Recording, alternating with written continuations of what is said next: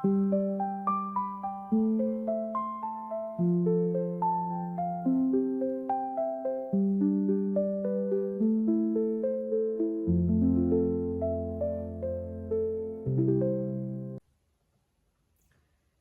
పరిశుద్ధ నామంలో వివేక్ మినిస్ట్రీ ద్వారా మీ అందరికీ నా హృదయపూర్వక వందనాలు తెలియజేస్తున్నాను.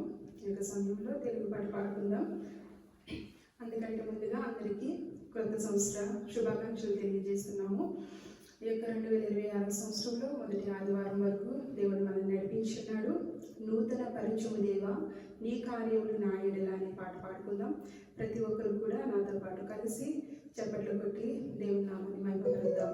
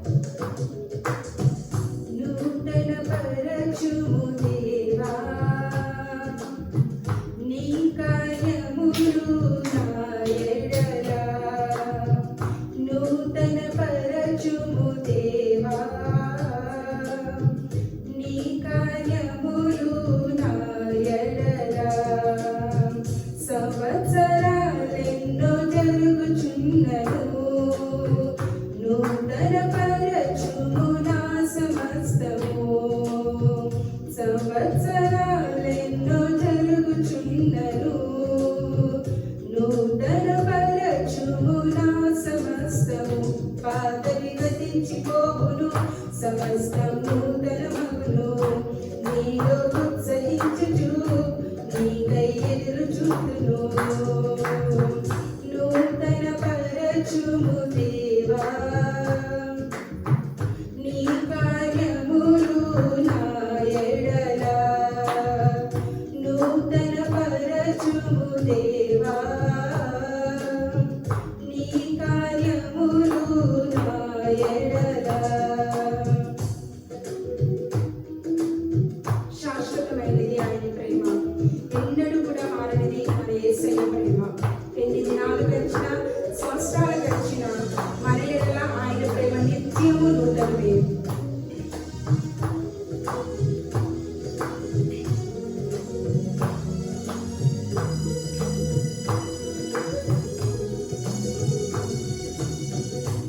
శాశ్వతమైనది నీ ప్రేమ, ఎన్నడైనా మారనిది నీ ప్రేమ. శాశ్వతమైనది నీ ప్రేమ, ఎన్నడైనా మారనిది నీ ప్రేమ. దినములు గడిచిన సంవత్సరాలెన్నో దొరికినా నా ఎడల నీదు ప్రేమ నిత్యం నూతనమే. దినములు గడిచిన సంవత్సరాలెన్నో దొరికినా నా ఎడల నీదు ప్రేమ నిత్యం నూతనమే.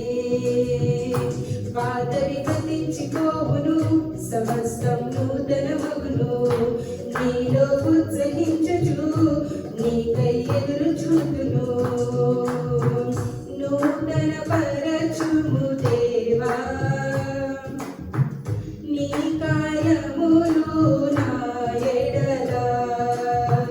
నూతన పరచుము దేవా నీ కార్యములు నా ఎడల.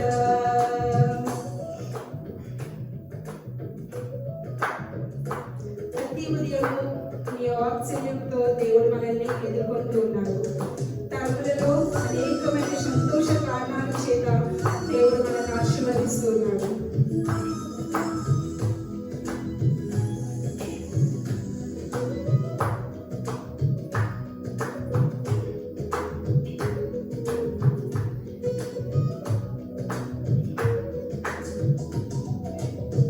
ప్రతి ఉదయం నీ వాత్సల్యముతో నన్ను ఎదుర్కొందు నీవు కరుణతో. ప్రతి ఉదయం నీ వాత్సల్యముతో నన్ను ఎదుర్కొందు నీవు కరుణతో. తరములలో ఇలా సంతోష కారణముగా నన్ను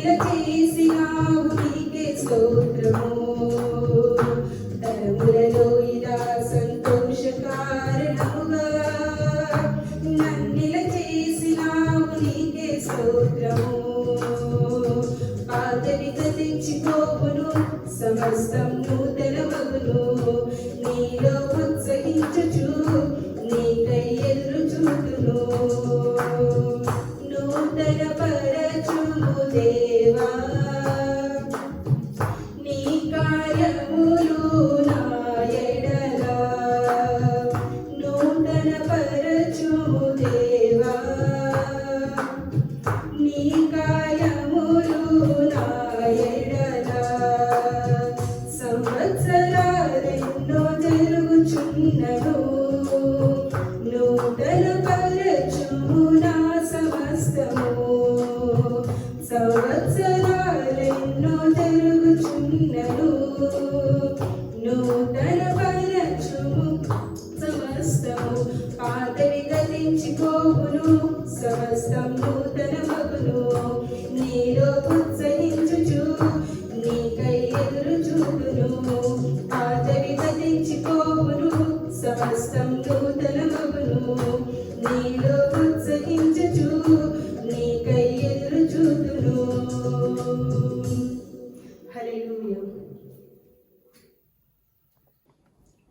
ప్రభు అయిన యేసుక్రీస్తు నామములో న్యూ లైఫ్ మినిస్ట్రీ ద్వారా మీ అందరికీ కూడా మరొకసారి వందనాలు తెలియజేసుకుంటున్నాం. అందరికీ కూడా నూతన సంవత్సర శుభాకాంక్షలు. సో మనమందరం కూడా ముఖ్యమైన సమయానికి వచ్చిన్నాం.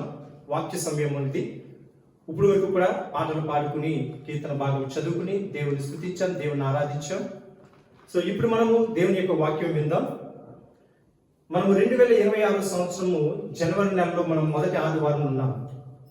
సో ఈ నెలలో దేవుడు మనకిస్తున్న వాగ్దానం, ఈ సంవత్సరంలో దేవుడు మనల్ని ఏ విధంగా ఆశీర్వదింపబోతున్నాడు అనేది మనం ఒకసారి వాక్యం చదువుకుందాం. అపోస్తలుడైన పౌలు గారు రోమియోకు రాసిన పత్రిక, రోమా పత్రిక 8వ అధ్యాయము 28వ వచనం.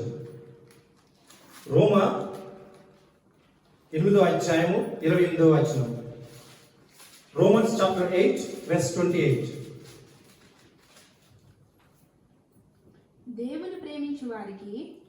దేవుని ప్రేమించు వారికి అనగా ఆయన సంకల్పము చెప్పున పిలువబడిన వారికి మేలు కలుగుటకై సమస్తమును సమకూడి జరుగుచున్నవని ఎరుగుదుము. ఇంగ్లీష్ లో and we know that all things work together for good to them that love God, to them who are the called according to his purpose. ప్రార్థన చేసుకుందాం. మహాగరుడా, నీకే వందనాలు తండ్రి. ఈ జనవరి నెలలో మాకు ఇచ్చిన వాగ్దానం ప్రకారం ప్రార్థన చేస్తున్నాం. ఈ వాగ్దానం తండ్రి ప్రతి ఒక్కరి జీవితాల్లో ఫలింప చేయమని అడుగుచున్నాను తండ్రి. ప్రభువా, ప్రతి ఒక్కరి జీవితాల్లో ఈ కార్యములు జరిగించాలి తండ్రి. నీ మేలును వారు పొందుకోవాలి తండ్రి. ప్రభువా, ఈ వాక్యం ద్వారా వారితో సూటిగా మాట్లాడండి. అలాగే నేను నిలబడి మాట్లాడుతున్నప్పుడు నా శరీర అవయవములన్నీ నీ ఆధీనంలో ఉంచుకోవాలి తండ్రి. ప్రభువా, ఈ పరిశుద్ధాత్మతో నన్ను నింపి బైబిల్లో ఉన్న మాటలమే నేను మాట్లాడి నీ వాక్యం చెప్పడానికి నాకు ధైర్యం దయచేయమని, వినగలిగే చెవులను అర్థం చేసుకున్న హృదయాన్ని వారు ప్రతి ఒక్కరికి దయచేస్తాను. నమ్మచ్చు మీకే మహిమ ఘనత ప్రభావం చెల్లించుకోమని యేసు నామములో అడిగి వేడుకొనుకుంటున్నాం తండ్రి. ఆమేన్. మరొకసారి మనం చదువుకుందాము. దేవుని ప్రేమించు వారికి అనగా ఆయన సంకల్పము చెప్పున పిలువబడిన వారికి మేలు కలుగుటకై సమస్తము సమకూడి జరుగుచున్నవని ఎరుగుదుము. ప్రియమైన సహోదరులారా, ఈ వచనాన్ని మనం జాగ్రత్తగా గమనించినట్లయితే అపోస్తలుడైన పౌలు గారు రోమియోలు పట్టణంలో ఉన్న ప్రజలకు రాస్తున్న లేఖనములో ఈ 8వ అధ్యాయం 28వ వచనం, ఈ రోమా పత్రిక మనం చూసినప్పుడు ప్రతి వచనం కూడా మనకు ఒక ఆత్మ బలాన్ని ఇస్తుంది, ఒక ఆత్మ ధైర్యాన్ని మనకి ఇస్తుంది. అటువంటి వచనాల్లో ఈ 8వ అధ్యాయం చాలా ప్రాముఖ్యమైనది.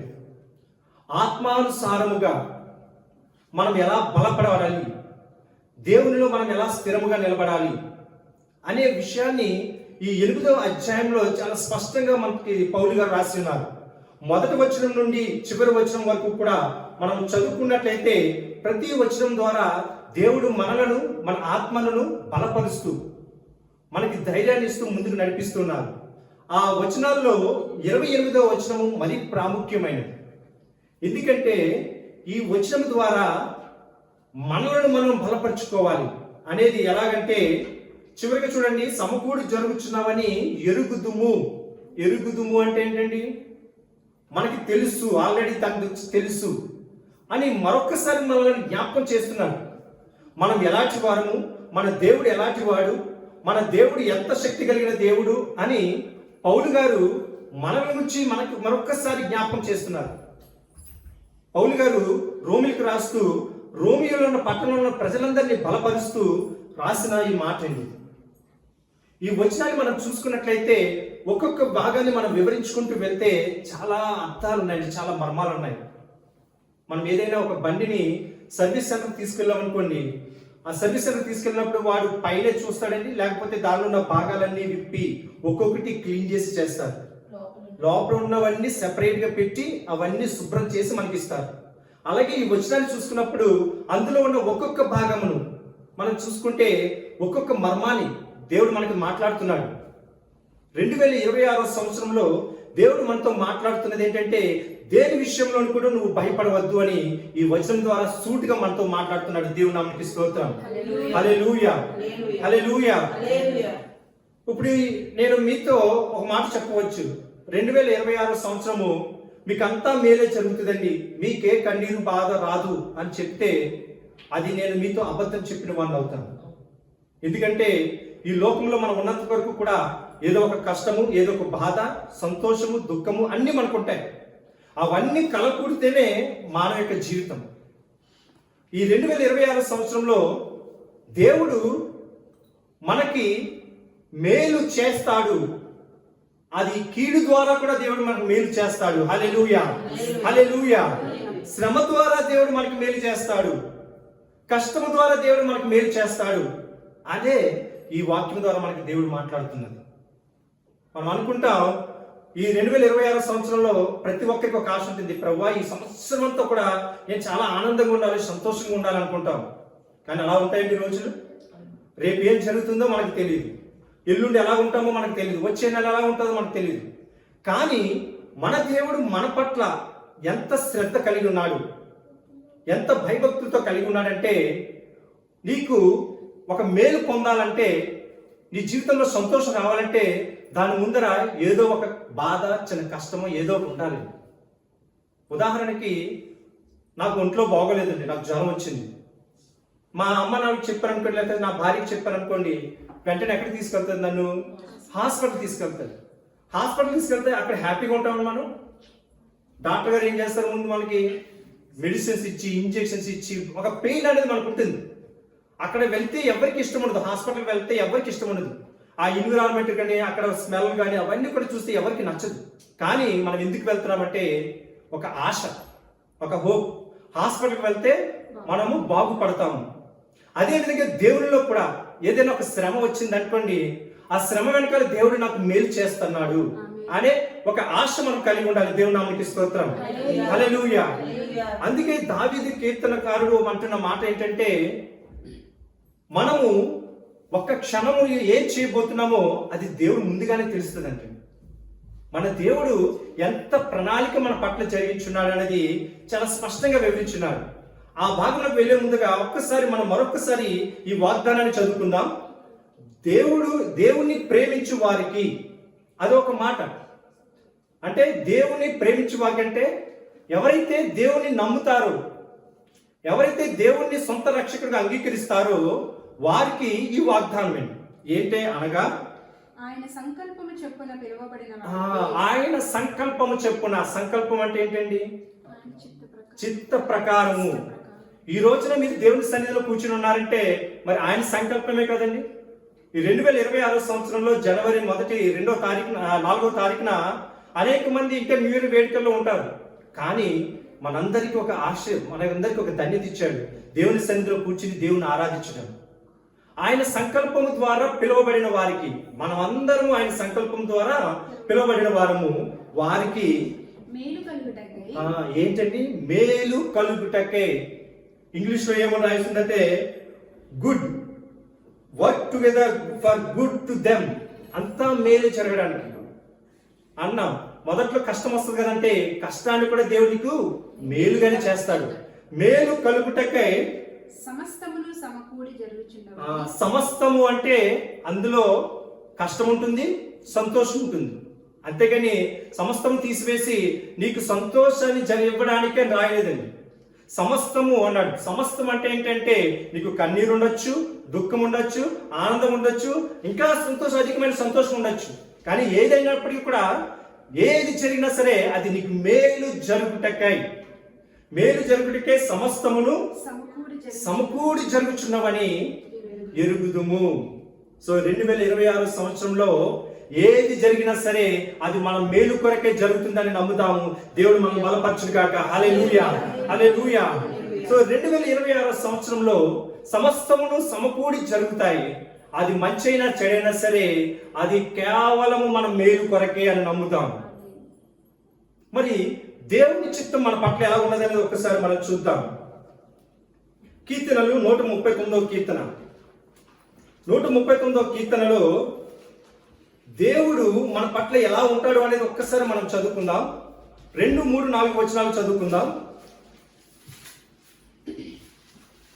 139వ కీర్తన 2, 3, 4 వచనాలు. నేను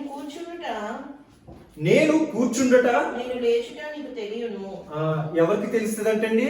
దేవునికి. మీరు ఇక్కడ కూర్చుని ఉన్నారు, మరి దేవునికి తెలుసండి. అది మీరు ఇక్కడ రాకముందుపే దేవుడికి తెలుసు.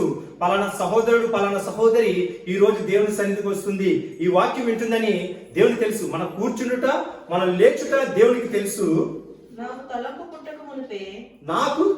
పుట్టక మునిపే నీవు నా మనసును గ్రహించుచున్నావు. అంటే మనకి ఆలోచన కలగక మునిపే. మరి ఒక తల్లిదండ్రులను చూసుకున్నట్లయితే పిల్లలకి ఏది కావాలో అని ఒక ఆశ కలిగి ఉంటారు. పిల్లలకి మరి నా తల్లిదండ్రులుగా నా పిల్లలు బాగుండాలి, నా పిల్లలకి మంచి ఇది ఇవ్వాలి, అది ఇవ్వాలి అని ఆశపడతారు. దానికంటే కానీ మన తల్లిదండ్రులు ఎలాగ ఆలోచిస్తారు? మన పిల్లవాడు ఎలా ఉంటాడో ఏంటో తెలియదు, వాడి భవిష్యత్తు ఎలా ఉంటుందో తెలియదు. కానీ మన దేవునికి మాత్రం సమస్తము తెలుసు. నువ్వు మన బిడ్డలము, మనం అందరం కూడా ఆయన బిడ్డలము. మనం కూర్చుండుట, మనం లేచుట, మన తలంపులు. ఉదాహరణకి మీరు ఏదైనా దాని గురించి 2026 సంవత్సరంలో ఆలోచిస్తూ ఉన్నారు, కానీ దేవుడు మీ గురించి ఆల్రెడీ ముందుగానే ఆలోచించున్నాడు. దేవుడు నామానికి స్తోత్రం. ఆ విషయం గురించి దేవుడు ఆల్రెడీ మీ గురించి ఆలోచించి ఆయన ఆ కార్యం జరిగిస్తూ ఉన్నాడంటే. చూడండి, నాకు తలపులు పుట్టక నువ్వే నీవు నా మనసు గ్రహించుచున్నావు, నా నడకను నా పడకను నీవు పరిశీలన చేస్తున్నావు. అంటే నువ్వు నడుస్తున్నప్పుడు ఎక్కడికి వెళ్తున్నా సరే, ఒకవేళ నీలో ఆ బాధ ఏదైనా ఉన్నట్లయితే ఆ బాధను తీసివేయడానికి కూడా దేవుడు సిద్ధంగా ఉన్నాడు. నీ పడకను, నువ్వు పడుకునేటప్పుడు ఎప్పుడు పడుకుంటున్నావు కూడా ఆయన పరిశీలన చేస్తూ ఉన్నాడండి. నా చర్యలన్నిటినీ నీవు బాగుగా తెలుసుకుని ఉన్నావు. యెహోవా మాట మన నాలుక మీదకి మాట రాక మునిపే తండ్రి ఆయన ఏమంటున్నాడు? అది నీకు పూర్తిగా తెలుసున్నది అనుకుంటున్నాం. నా దేవుడు ఏమి చేయలేదు అని అనుకుంటున్నావేమో. ఆయన నీ ఆలోచనలు పుట్టక మునిపే, నీ నోట్లోంచి నా మాట బయటకు రాక మునిపే ఆయన సమస్తము ఎరిగినవాడు. మరి అంత గొప్ప దేవుడు నీకు తోడుగా ఉన్నప్పుడు మనం దేని గురించి భయపడాలి? ఏది భయపడవద్దు. నీ భారమంతా కూడా దేవుడి వైపైపోయి నాకు దేవుడు మేలు చేస్తాడు అనే ఒక నమ్మకంతో మీరు ఉండండి. ఈ 2026 సంవత్సరంలో ఏది జరిగినా సరే, అది మంచైనా కీడైనా సరే, నాకు మేలు చేయడానికే దేవుడు అది చేస్తున్నాడని నమ్మి విశ్వసించిన ఎడల నీ కీడును దూరపరిచి మేలును సమకూరుస్తాడు. దేవుని నామమునకు స్తోత్రం. హల్లెలూయా. అదేవిధంగా 16వ వచనం కూడా చదువుకుందాం. నేను పిండమునై ఉండగా, మనం ఎలా ఉండమండి? పిండమునై ఉండగా అంటే తల్లి గర్భంలో ఇంకా మనకి అవయవాలు పుట్టక మునుపు, మనం ముద్దగా ఉన్నప్పుడే నీ కన్నులు నన్ను చూచెను. నియమింపబడిన దినములలో ఒకటైనను కాకమునుపే నా దినములన్నీయు నీ గ్రంథములో లిఖితములాయెను. చూడండి, మన దినములు ప్రారంభమవకముందే, అంటే 2026 సంవత్సరంలో మన దినములు ఇంకా ప్రారంభమవకమునుపే ఈ 2026 సంవత్సరం నీకు బ్లెస్సింగ్స్ గా ఉండాలని దేవుడు జీవ గ్రంథంలో రాసి ఉంచాడంటే దేవుని నామానికి స్తోత్రం. హల్లెలూయా. ప్రియమైన సహోదరి సహోదరులారా, దేని గురించి చింతపడకుడి, దేని గురించి కూడా భయపడవద్దు. 2026లో మనం భారం అంతా కూడా దేవుడి మీద వేద్దాం. ఆయన సమస్తం మనం చేయగలడు. ఏ కీడు ఉన్నా, ఏ దోషం ఉన్నా సరే దానిని మేలుగా చేసి దేవుడు మన దేవుడై ఉన్నాడు. అందువల్ల మన భారం అంతా కూడా ఆయన మీద వేసి మనం ముందుకు సాగుతాం. ఈ 2026 సంవత్సరంలో జనవరిలో మనకి ఇస్తున్న వాగ్దానం ఏంటంటే మేలును సమకూర్చడానికే ఆయన సమస్తమును సమకూర్చి ముందుకు నడిపిస్తున్నాడు. మరి విశ్వాసంతో మనం ముందుకు సాగాలి. కొంతమంది ఉన్నారు, వాళ్ళు ఏం చేస్తారంటే వారి కష్టాలతో, వారి బాధలతో వారి ఆరోగ్యాన్ని పాడు చేసుకుంటూ ఉన్నారండి. దేవుడు చెప్తున్నాడు, సమస్త భారం మోస్తున్న ప్రజలారా నా యొద్దకు రండి, నేను మీకు విశ్రాంతిని కలుగజేస్తానని ఆయన వాగ్దానం ఇచ్చున్నాడు. మరి ఇంకా మన భారం మన మీద వేసుకుంటే మరి 2026 సంవత్సరంలో నీకు ఏ విధంగా బ్లెస్సింగ్స్ ఉంటాయి? అందుకే నీ భారం అంతా కూడా దేవుడి మీద వేయి. ఆయన మేలు చేయడానికే సమస్తమును ఆయన సమకూడి జరిగిస్తానని దేవుడు చెప్తున్నాడు. మనమందరం కూడా ఆయన మీద భారం వేద్దాం. భారం వేసి, ప్రభువా నాకు ఏది జరిగినా సరే అది నా మేలు కొరకే అని మనం ముందుకు సాగుతాం. అయితే ఏది జరిగినా, కీడు జరిగినా అది మనకు మేలుగా ఎలా ఉంటుంది అనే మాట చూసినట్లయితే బైబిల్లో నేను ఒకరి గురించి చెప్పి ముందుకు సాగుతాను. కీడు వెనకాల దేవుడు మేలును ఎలా సమకూర్చాడు, ఆ దోషం వెనకాల ఆ భక్తుని దేవుడు ఏ విధంగా ఆశీర్వదించాడు అనే దాని గురించి మనం తెలుసుకునేటప్పుడు బైబిల్లో ఆది కాండములో మనకి యోసేపు గారు ఉన్నారు. ఎవరండి? యోసేపు గారిని వారి యొక్క కుటుంబము చిన్న వయసులో ఉన్నప్పుడు చూసినప్పుడు తన అన్నదమ్ములే తనని చంపాలని చూశారు. ఏం చేశారండి? చంపాలని చూశారు. కానీ తన అన్నదమ్ముల ముందర ఆ యోసేపు బిడ్డ, చిన్న కుమారుడైన బిడ్డ ఒక గొప్ప సాక్ష్యం చెప్తున్నాడు. ఆ సాక్ష్యం ఏంటో మనం చూద్దాం. ఆది కాండము 45వ అధ్యాయము 4-5 వచనాలు. ఆది కాండము 45వ అధ్యాయం 4-5 వచనాలు. యోసేపు తన అన్నలను చూసి, ఎవరైతే తనని చంపుదామని ఉన్నారో, ఎవరైతే తను చంపేసి వారి పేడ విడిపించుకుందామని చూసి ఉన్నారో వారి ముందర దేవుని నామాన్ని ఘనపరుస్తూ ఒక మాట చెప్తున్నాడండి. 4వ వచనం నుండి, అంతటా యోసేపు నా దగ్గరకు రండని తన సహోదరులతో చెప్పినప్పుడు వారు అతని దగ్గరికి వచ్చిరి. అప్పుడు అతడు ఐగుప్తునకు వెళ్ళినట్లు మీరు అమ్మివేసిన మీ సహోదరుడైన యోసేపును నేనే, అయినను నేను ఇక్కడికి వచ్చినట్లు మీరు నన్ను అమ్మివేసినందుకు దుఃఖపడకుడి, అది మీకు సంతాపం పుట్టింపనీయకుడి. ప్రాణ రక్షణ కొరకు దేవుడు మీకు ముందుగా నన్ను పంపించేను. చూడండి ప్రియమైన సహోదరి సహోదరులారా, ఇక్కడ ఈ మాటలో యోసేపుని, చిన్న కుమారుడైన యోసేపుని చిన్నప్పటి నుంచి కూడా దేవుడు ఎంతో ఆశీర్వదించాడండి. దేవుడు మనల్ని ఆశీర్వదిస్తాడు, దాంట్లో ఎటువంటి సందేహము లేదు. కానీ కొన్ని శ్రమల గుండా అవి మనం వెళ్ళవచ్చు, కొన్ని కష్టాల గుండా అవి మనం నడిపించవచ్చు. అయినప్పటికీ కూడా దేవుడు మనల్ని విడిచిపెట్టేవాడు కాదండి. ఇక్కడ యోసేపు చిన్నవాడే ఉన్నాడండి, తనకి అన్నదమ్ములు ఉన్నారు. తను చాలా సంవత్సరముల తర్వాత పుట్టినవాడు కనుక, చిన్న కుమారుడు కనుక తండ్రులు ఏం చేశారంటే కొంచెం ఎక్కువగా ప్రేమించారు. తండ్రి ఎవరండి? యాకోబు గారు ఏం చేశారంటే చిన్న కుమారుడు కనుక, చాలా సంవత్సరాల తర్వాత పుట్టినవాడు కనుక కొంచెం తమ్ముడిని ఎక్కువగా ప్రేమించారు. ఎక్కువగా ప్రేమించినప్పుడు అన్నలకి ఏమొచ్చిందంటే స్వార్థం వచ్చింది, ఈర్ష వచ్చి తనని ఎలాగైనా సరే చంపి పాడేద్దామని చూశారు. తండ్రి ఒక రోజున ఏం చేశాడంటే, మీ అన్నల దగ్గరికి వెళ్ళి కుశలం అడిగి తెలుసుకుని రా అని 37వ అధ్యాయం నుంచి మనం చూసుకున్నట్లయితే, మరి ఇంటికి వెళ్ళిన తర్వాత మనం చదువుకుందాం. కొన్ని ముఖ్యమైన ఇంపార్టెన్స్ మాటలు చెప్పి నేను ముందుకు సాగుతాను. 37వ అధ్యాయంలో మనం చూసినట్లయితే అక్కడ యోసేపు గారు తన అన్నలను కలవడానికి వెళ్ళినప్పుడు అక్కడ అన్నలు ఏం చెప్తున్నారంటే 18వ వచనం, అతడు దగ్గరకు రాకమునుపు అతడు దగ్గరకు రాకమునుపు వారు దూరం నుండి అతడు అంటే ఎవరంటే యోసేపు. యోసేపు అన్నల దగ్గరికి రాకమునిపే వారు వారు దూరం దూరము నుండి అతనిని చూచి అతని చంపుటకు దురాలోచన చేశారండి. చూడండి, ఒక కుటుంబంలో అన్నదమ్ముల మధ్యన సహవాసం ఎలా ఉంటుందో, ఒకరు ప్రేమించుకునే విధంగా ఇక్కడ ఉండడం లేదండి. మానవులమైన మనం ఎలా ఉండాలంటే దేవునిలో ఉన్నప్పుడు ఒకరినొకరు ప్రేమించుకోవాలి, ఒకరినొకరు కలిసిమెలిసి మనం ముందుకు సాగాలి. ఇక్కడ అన్నదమ్ములు ఏం చేస్తున్నారంటే తమ్ముడిని చంపాలని చూస్తున్నారు. మరి అది సంతోషంగా దుఃఖమండి యోసేపుకి? దుఃఖమే. అలాంటి సమయంలో యోసేపుని ఏం చేశారంటే చంపడం కన్నా అతని రక్తం చిందించకుండా ఉండడానికని ఒక గుంటలో పాడేసినప్పుడు ఆయనను ఎవరు తీసుకున్నారంటే ఐగుప్తులు వెళ్ళే వారు ఏం చేశారంటే ఆ మార్గంలో వెళ్తూ ఉన్నారు. ఐగుప్తు మార్గానికి వెళ్ళే వారు కొంతమంది వెళ్తూ ఉన్నప్పుడు ఈ అన్నలు ఏం చేశారంటే కొంత డబ్బు ఇచ్చి తమ్ముని అమ్మివేశారండి. చూడండి ఇక్కడ ఎంత పని చేశారో. అక్కడ తమ్ముని అమ్మివేశారు. అక్కడితో తమ్ముడు పని అయిపోయింది అనుకున్నారు. అక్కడతో యోసేపు ఏమో వేరే దేశానికి వెళ్ళిపోయారు, ఐగుప్తు దేశానికి వెళ్ళిపోయాడు. అక్కడ తన జీవితం మారిపోయిందని అనుకుంటున్నాడు. కానీ దేవుడు వారిని విడిచిపెట్టలేదండి. మరలా ఎక్కడికి వెళ్ళిపోయాడంటే 45వ అధ్యాయంలో వారిద్దరిని కూడా మరలా కలుపుతున్నాడండి.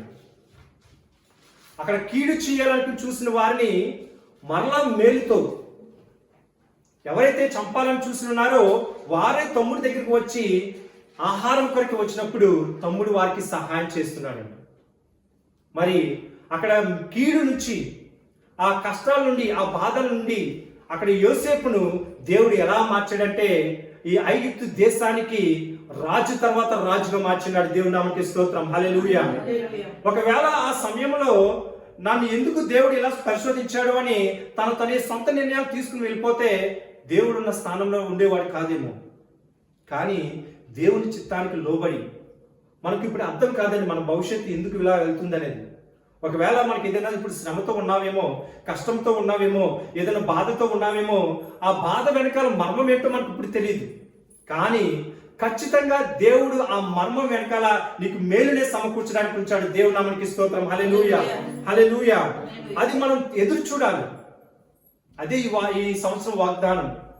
ఏది జరిగినా సరే అది మేలుగా మనకి దేవుడు మారుస్తాడు అని మనం ముందుకు సాగాలి. ఇక్కడ యోసేపు అదే అనుకున్నాడు.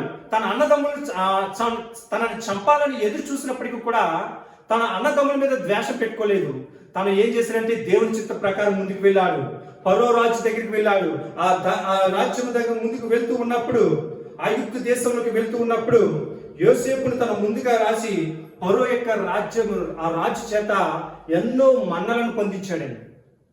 చూడండి, చిన్నవాడైన యోసేపుని దేవుడు విడిచిపెట్టలేదు. ఒక ఐగుప్తు దేశానికి రాజు అయిన ఫరో రాజు దగ్గరికి తీసుకువెళ్ళి, రాజు తర్వాత రాజు అంటే ప్రధానమంత్రి. ఇప్పుడు మన దేశంలో మనం చూసుకుంటే మన దేశానికి ప్రధానమంత్రి ఉన్నారు. ప్రధానమంత్రి మీద ఇంకొక ఉన్నారు, ఎవరైనా ప్రైమ్ మినిస్టర్. ప్రైమ్ మినిస్టర్ తర్వాత ప్రధానమంత్రి. అలాగా ఈ రాజు తర్వాత రాజు ఎవరంటే ఈ యోసేపుని నియమించాడు దేవుడు. అంత ఘనత దేవుడు ఇచ్చున్నాడు. మరి ఆ ఘనతను ఇతను పొందుకున్న తర్వాత ఈ తల్లిదండ్రులు ఉన్న దేశానికి కరువు రావడం జరిగింది. కరువు రావడం ద్వారా మరలా ఎక్కడికి వస్తున్నారంటే ఎవరినైతే చంపాలని చూస్తున్నారో వారి దగ్గరికి ఇక్కడ వస్తున్నారు. ఎంత కథ మార్చాడో చూడండి దేవుడు.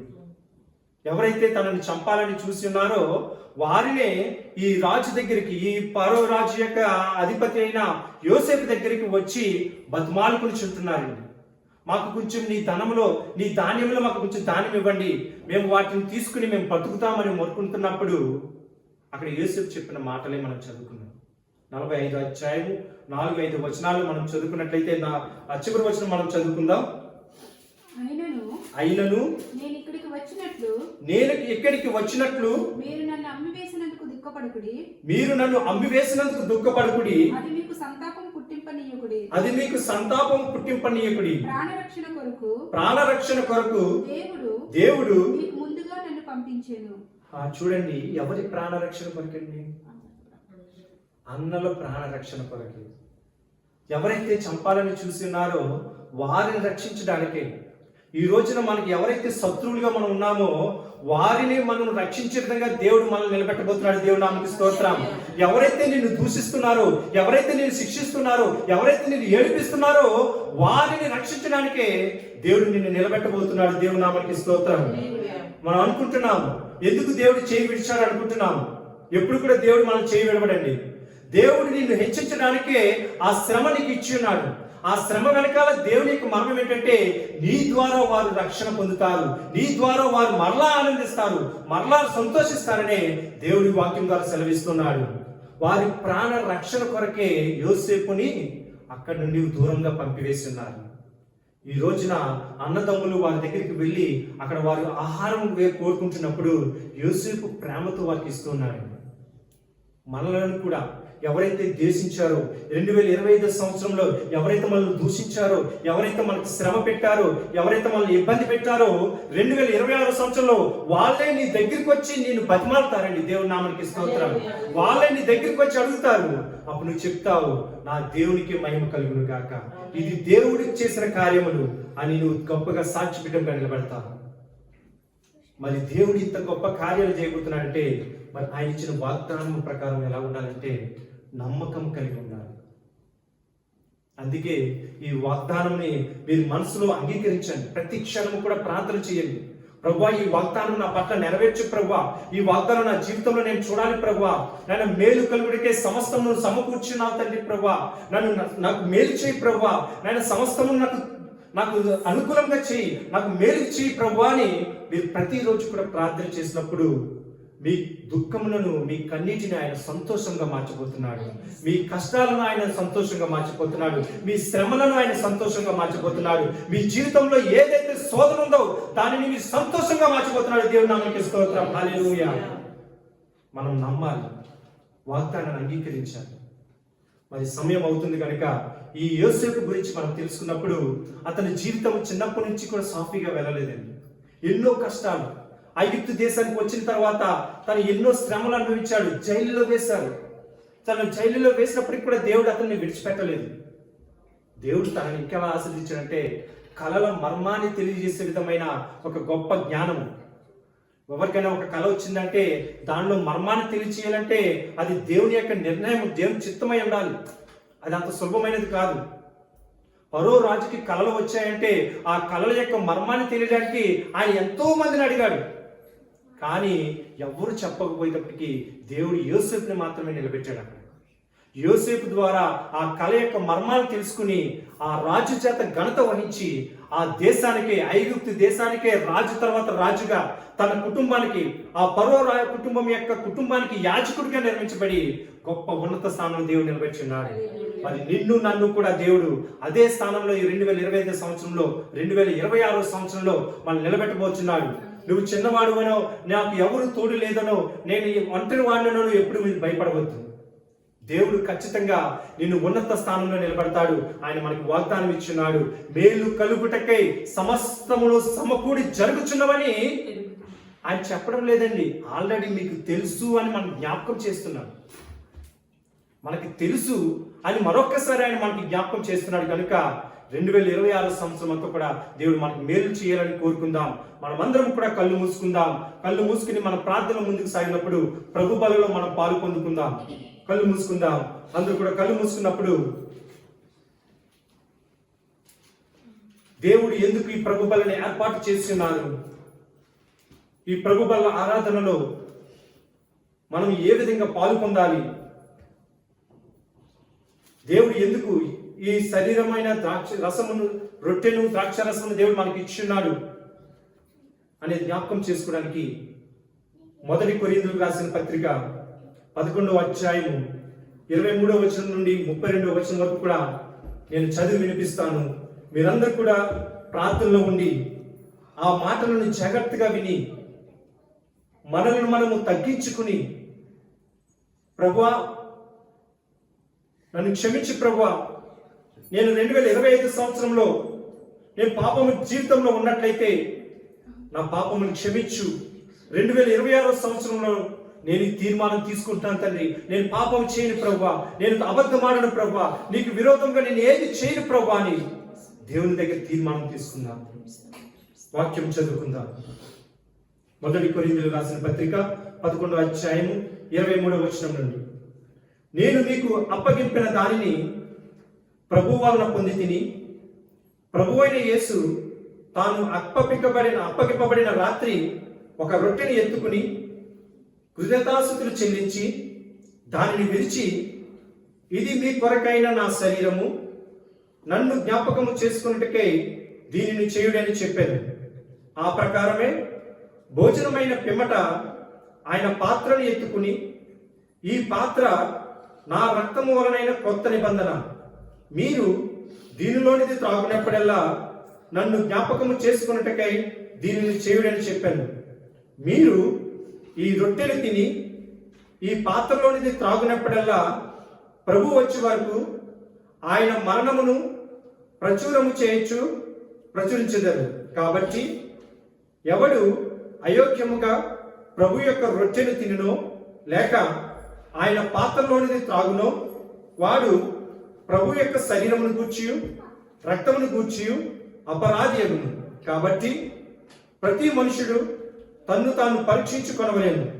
అలాగూ చేసి ఆ రొట్టెను తిని ఆ పాత్రలోనిది త్రాగవలెను. ప్రభు శరీరమని వివేచింపక తిను త్రాగువాడు తనకు శిక్షావిధి కలుగుటకై తిని త్రాగుచున్నాడు. ఇందువల్లనే మీలో అనేకులు బలహీనులను రోగులునై ఉన్నారు, చాలా మంది నిద్రించుచున్నారు. అయితే మనలను మనమే విమర్శించుకుని ఎడల తీర్పు పొందకపోదుము. మనము తీర్పు పొందిన ఎడల లోకముతో పాటు మనకి శిక్షావిధి కలుగకుండానట్లు ప్రభు చేత శిక్షింపబడుచున్నాము. ప్రియమైన సహోదరి సహోదరులారా, చదవబడిన వాక్యములో దేవుడు స్పష్టంగా మనతో మాట్లాడుచున్నాడు. ముందు మనలను మనం పరిశోధించుకోవాలి, మనల్ని మనం పరీక్షించుకోవాలి. ప్రభు బలంలోని పాలు పొందడానికి అర్హుని కాదా, అవునా? నేను సమమును అవునా కాదా తండ్రి అని ఒక్కసారి నీ జీవితాన్ని ఒక్కసారి జ్ఞాపకం చేసుకో. పాపపు జీవితమును విడిచిపెట్టి నువ్వు దేవునిలో తిరిగినప్పుడు దేవుడు నిన్ను రక్షిస్తాడు. ఆయన మన కొరకు తన శరీరమును రక్తమును కార్చి ఉన్నారు. కొరడ తీసుకుని ఆయన శరీరం మీద కొడుతూ ఉన్నప్పుడు ఆయన యొక్క శరీరం ఎలా చిగిలిందంటే ఆ కొరడాకి ఆ ముళ్ళులు ఉంటాయి కదా, ఆ ముళ్ళులతో పాటుగా ఆయన శరీరం అంతా కూడా చీల్చివేయబడింది. మనకి చిన్న చాకు చేతికి తగిలితేనే మన ప్రాణం విలువెల్లాడుతుంది. కానీ ఏ పాపము చేయని, ఏ దోషము చేయని ప్రభు అయిన యేసుక్రీస్తు వారు నీ కొరకు నా కొరకు ఆ కలువరి సిలువలో ఆ ప్రజలందరి మధ్య అవమానాలు పడుతూ నిందలు పడుతూ ఆయన శరీరమును మన కొరకు నలగొట్టించబడుతూ ఆయన రక్తమును మన కొరకు ధారపోస్తూ ఎంతో బాధపడ్డారు. మరి అది కేవలము నీ కొరకు మాత్రమే, నా కొరకు మాత్రమే. మనం ఒక చిన్న రక్త బిందు కింద పడితే మనం అనుకుంటాం, అయ్యో చాలా నీరసం వచ్చేసింది బాబు, నా రక్తం పోయింది అనుకుంటాం. మరి ఆయన శరీరంలోని ప్రతి రక్త బిందు చివరికి ఆయనలో ప్రాణం ఉందో లేదో అని తెలుసుకోవడానికి ఆయన యొక్క రక్తాన్ని బట్టి తెలుసుకున్నారు. ఆ బల్లెమును తీసుకుని ఒకవేళ ఆయనలో ఇంకా ప్రాణం ఉందో లేదో అని ఆ సైనికులు ఆయన పొడిచినప్పుడు ఆయన శరీరంలోంచి రక్తం రాలేదు, కేవలము నీరు మాత్రమే వచ్చింది. అంటే మన ఊపిరి ఎలా ఉంటుందంటే, మన ప్రాణం ఎలా ఉంటుందంటే మన రక్తంలో ఉంటుంది. ఆ రక్తాన్ని దేవుడు మన కొరకే పూర్తిగా ధారపోశాడు. మరి నీ పాప జీవితాన్ని విడిచిపెట్టి 2026వ సంవత్సరంలో నీ బిడ్డగా నేను ఉంటాను ప్రభువా, నీ బిడ్డగా నేను జీవిస్తాను ప్రభువా, నేను ఇంకా నీ భక్తులు నేను ముందుకు సాగుతాను ప్రభువా, నేను మరలా నేను సిలువకు వేయనివ్వడం ప్రభువా, నేను నువ్వు వచ్చిన తర్వాత నేను నీ కొరకు నేను నిలబడతాను ప్రభువా, నీ వచ్చేంత వరకు కూడా నీ బిడ్డగా నేను జీవిస్తాను ప్రభువా అని మరి తీర్మానం తీసుకుందాం. ఈ 2026వ సంవత్సరంలో దేవుడు మనలందరితో ఉండాలి. దేవుడి కృప మనకి తోడుగా ఉండాలి. దేవుడు మనకు మేలును సమకూర్చాలి. ఆయనను పిలువబడిన వారికి, అనగా ఎవరైతే ప్రభు చేత ఎన్నుకోబడతామో, ఎవరైతే ప్రభు చేత ఎన్నుకుంటారో, మరి దేవుడు నిన్ను నన్ను పిలుస్తున్నాడా? మరి ఆయన జీవ గ్రంథంలో నీ పేరు నా పేరు రాయబడిందా? మరి నీ పాపపు జీవితంలో ఇంకా నువ్వు జీవిస్తూ ఉన్నట్లయితే, ప్రియమైన సహోదరి సహోదరులారా, ఇప్పుడే మనం మారు మనసు పొందుకుందాం. ప్రభుని చెంత చేరుదాం. నా దేవుడు నా కొరకు ఈ లోకానికి వచ్చున్నాడు, నా కొరకు ఎంత చేస్తున్నాడు నాడని నమ్ముదాం, విశ్వసిద్దాం. ఆయన కొరకే మనం జీవిద్దాం. ప్రార్థనలో మనం ముందుకు సాగుదాం. ప్రభువా, నన్ను క్షమించు ప్రభువా, నాయన నా పాపము జీవితాన్ని మార్చు ప్రభువా. ఈ 2026 సంవత్సరంలో నాయన నూతన సృష్టిగా నన్ను నిలబెట్టు తండ్రి ప్రభువా. నాయన నీ పాపము జీవితాన్ని విడిచిపెట్టి నీ కొరకు జీవించి బిడ్డగా నన్ను మార్చు ప్రభువా అని ప్రార్థన చేసుకుందాం. ఒకవేళ 2025 సంవత్సరంలో తెలుసు తెలియక ఏదైనా తప్పు చేసి ఉన్నట్లయితే అది ఇప్పుడే విడిచిపెడదాం. దేవుడి సన్నిధి ప్రార్థన చేసుకుందాం. మనం అందరూ ప్రార్థనలో ఉందాం. ప్రతి ఒక్కరూ కూడా ప్రార్థన చేద్దాం. ప్రభువా, నాతో మాట్లాడు ప్రభువా. నేను యేసుని ఏ విధంగా నువ్వు ఆశీర్వదించావు తండ్రి ప్రభువా. తన అన్నదమ్ముల ద్వారా ఎన్ని శోధనలు వచ్చినా, ఎన్ని శ్రమలు వచ్చినా సరే మరలా నువ్వు విజయం ఇచ్చావు తండ్రి. నాయన తండ్రి ప్రభువా, మేలును సమకూర్చడానికి సమస్తమును నాయన తండ్రి ప్రభువా నాయన నీ చిత్తంలో నడిపించావు తండ్రి. నేను అటువంటి జీవితాలు కూడా మాకు దయచే తండ్రి ప్రభువా. నేను మా పాపపు జీవితాలను తీసివేసి నేను మేలుతో మమ్మల్ని నింపు తండ్రి ప్రభువా. నేను మమ్మల్ని ఆశీర్వదించు ప్రభువా. ఈ లోకంలో మేము ఉన్నత కాలం కూడా నీ కృప మాకు దయచే ప్రభువా అని ప్రార్థన చేసుకుందాం. ప్రార్థనలో ఉందాం. ప్రతి ఒక్కరు కూడా ప్రార్థన చేద్దాం. ప్రతి ఒక్కరు కూడా ప్రార్థన చేసుకుందాం. ప్రతి ఒక్కరు కూడా దేవుని సన్నిధిలో ప్రార్థన చేద్దాం. ప్రభువా, నాతో మాట్లాడు ప్రభువా. నన్ను క్షమించు ప్రభువా. నన్ను దీవించు తండ్రి. నన్ను బల మమ్మల్ని మిక్కిలిగా ప్రేమించిన మా ప్రియ పరలోకపు తండ్రి, నీకే వందనాలు స్తోత్రములు తండ్రి ప్రభువా. 2026 సంవత్సరంలో మొదటి ఆదివారమున ఈ విధంగా ఈ ఆరాధన జరిపించినందుకు నీకు వందనాలు తండ్రి. సమస్త మహిమ ఘనత ప్రభావం నీకే చెల్లాలి తండ్రి ప్రభువా. ఇంతవరకు నాయన జరిగిన ఆరాధనను ఎంతగానో దీవించున్నావు. చెప్పబడిన వాక్యము వారి జీవితాల్లో ఫలింప చేయమని అడుగుచున్నాను తండ్రి. వాక్యము ద్వారా నువ్వు వారిని బలపరచు తండ్రి. నాయన తండ్రి ప్రభా, నీ వాక్యము మా పాదములకు దీపమును వెలుగునై ఉన్నదని సెలవించావు తండ్రి ప్రభా. నీ వెలుగులో మమ్మల్ని నడిపించే విధముగా ఆ వాగ్దానములు ఆ వాక్యము ప్రకారం మమ్మల్ని నడిపించమని అడుగుచున్నాం. నాయన కూడి వచ్చిన ప్రతి ఒక్కరిని పేరు పేరుని దీవించి ఆశీర్వదించమని అడుగుచున్నాం. ఆయన వారు ఖాళీ హృదయాలతో ఇక్కడికి వచ్చినారు. వారికి నుంచి తిరిగి వెళ్తున్నప్పుడు సంతోషము సమాధానము వారికి దయచేయమని అడుగుతున్నాం తండ్రి ప్రభా. వారి జీవితంలో శాంతి సమాధానము నెమ్మది దయచే తండ్రి. ఇక్కడి నుంచి తిరిగి వెళ్తున్నప్పుడు నాయన తండ్రి వారికి ఒక ధైర్యం దయచే ప్రభా. నా దేవుడు నాకు తోడుగా ఉన్నాడు, ఆయన ద్వారా నేను ముందుకు నడుస్తున్నాను అని ఒక గొప్ప నమ్మకంతో ఇక్కడి నుంచి వారిని పంపించమని అడుగుతున్నాం తండ్రి. నీ సహాయం వారికి దయచే తండ్రి ప్రభా. అలాగే నేను ఎవరైతే యూట్యూబ్ లో ఈ వాక్యం వింటున్నారో వారిని కూడా నువ్వు బలపరచు తండ్రి. వారి జీవితంలో కూడా గొప్ప మేలును చేయి తండ్రి ప్రభా. నేను సమస్తంలో వారికి సమకూడి జరుగుతున్నామని వారు తెలుసుకుని మేలును వారి జీవితంలో నింపమని అడుగుతున్నాం తండ్రి. అలాగే నేను రాని వారి కొరకు కూడా ప్రార్థన చేస్తున్నాం. శ్రీ శిష్యు వారి ఫ్యామిలీ కొరకే ప్రార్థన చేస్తున్నాం. అలాగే నేను తండ్రి ప్రభా ఇంకా సహోదరులు అందరి కొరకే కూడా ప్రార్థన చేస్తున్నాం తండ్రి. నేను కూడి వచ్చిన ప్రతి ఒక్క బిడ్డను దీవించు తండ్రి. నేను ఎవరైతే శారీరకంగా బలహీనపడి వచ్చినారో వారికి పూర్ణ బలమును స్వస్థతను విడుదల దయచేయమని అడుగుతున్నాం తండ్రి. నేను మరలా నీ చిత్తమైతే నేను శుక్రవారం స్త్రీల కుడికలను మరలా వచ్చే ఆదివారం ఆరాధనలను మేమందరం కూడా కలుసుకుని నిన్ను స్తుతించి భాగ్యం దయచేయమని నేను రేపు నుంచి మా ఉద్యోగాలు మా పనిపాట్లో మేము ముందుకు సాగుతున్నప్పుడు నీ కృప నీ కాపుదలు మాకు దయచే తండ్రి ప్రభా. మరి ముఖ్యంగా ప్రార్థనలు అవసరతల కొరకే ప్రార్థన చేస్తున్నాం. ఎవరైతే ప్రార్థన అవసరతలు తెలియజేస్తున్నారో వారందరి కొరకే మేము ప్రార్థన చేస్తున్నాం తండ్రి ప్రభా. నేను పుస్తకంలో రాయబడిన ప్రతి ఒక్క పేరును బట్టి మేము ప్రార్థన చేస్తున్నాం. ప్రతి ఒక్క జీవితంలో ఆ విశ్వాసంతో వారి జీవితంలో గొప్ప కార్యములు జరిగించు తండ్రి ప్రభా. నేను ప్రతి అవసరతను నువ్వు తీర్చమని అడుగుచు నేను మీకే మహిమ ఘనత ప్రభావం చెల్లించుకోమని ఇక్కడ మేము తిరిగి వెళ్తుండగా నీ కృప నీ కాపుదల సమాధానం అందరికీ కూడా దయచేస్తాను నమ్మచ్చు. మీకే మహిమ మీకే ఘనత మీకే ప్రభావం చెల్లించుకోమని నీకే స్తుతులు చెల్లించుకుంటూ యేసు నామములో ఈ ప్రార్థన అడిగి వేడి పొందుకుంటున్నాం తండ్రి. ఆమేన్. యేసు రక్తమే జయం, సిలువ రక్తమే జయం, ప్రభు యేసు రక్తమే సంపూర్ణ విజయం. అపవాదికి లంతులు కూడా నాశనం అవును గాక. హల్లెలూయా హల్లెలూయా హల్లెలూయా. స్తోత్రములు స్తోత్రములు స్తోత్రములు. ఆమేన్ ఆమేన్ ఆమేన్. ఆశీర్వాదం అండి. మన ప్రియ పరలోకపు తండ్రి అయిన ప్రేమయు ప్రభు అయిన యేసుక్రీస్తు వారి యొక్క కృపయు పరిశుద్ధ అన్యోన్య సహవాసము మీకును మనకి మనందరికి కూడా ఆయన రాకడ వచ్చేంత వరకు సదాకాలము తోడై ఉండి నడిపించును గాక. ఆమేన్, ఆమేన్, ఆమేన్. అందరికీ వందనాలు.